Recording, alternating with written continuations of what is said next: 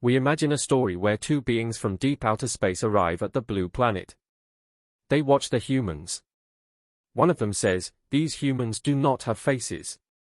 And the other being says, "They don't have faces because they are not aware of the fundamental dynamics of containment of the vertical water, and its opposite, the horizontal dispersion of the inner waters."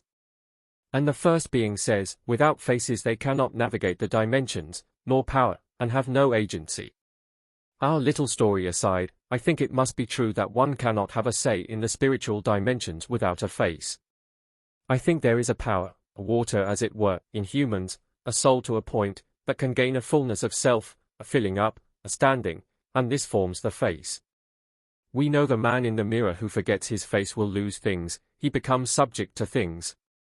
The fundamental principle of containment requires a holding, a keeping, in secret, as it were, a separation, a guarding of the beauty of self, formed by self-awareness of exquisite self, and maintained by keeping the inner face uncontaminated. When we entangle with corruption, a looking away, a willing mixture, then the vertical waters disperse horizontally, and spread very flat. This last process is what most humans do by way of their thinking, by how they think. Their waters are completely flat, dispersed horizontally.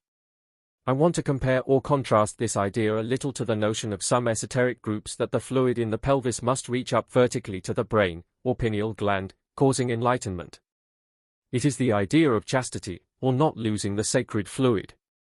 I may not understand exactly what they mean, but, for the moment, I think they may be right for the wrong reason. But firstly, I think they are wrong about the physical fluid.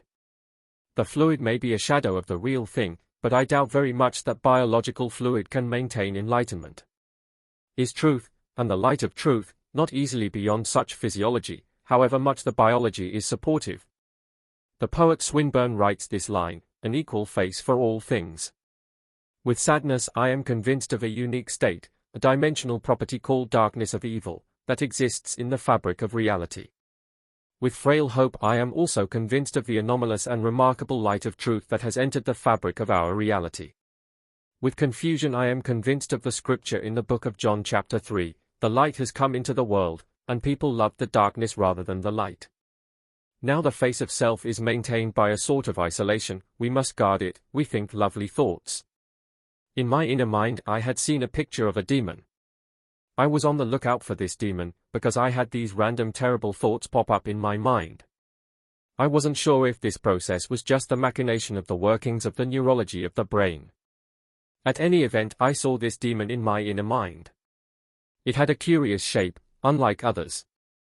It had the form of something like a large purple teddy bear, or bear-like being, with two sharp black horns. Its fur was fuzzy, not aversive, as it were. But it had no face. And it would swing with its arm these terrible templates into my mind. Its fuzzy fur perhaps meant to convey that I was comfortable with these thoughts, and its sharp horns conveyed the aim of the piercing thoughts, to stab my mind, to cause me to defer by aversion of pain away from my face, so that the demon can steal my face,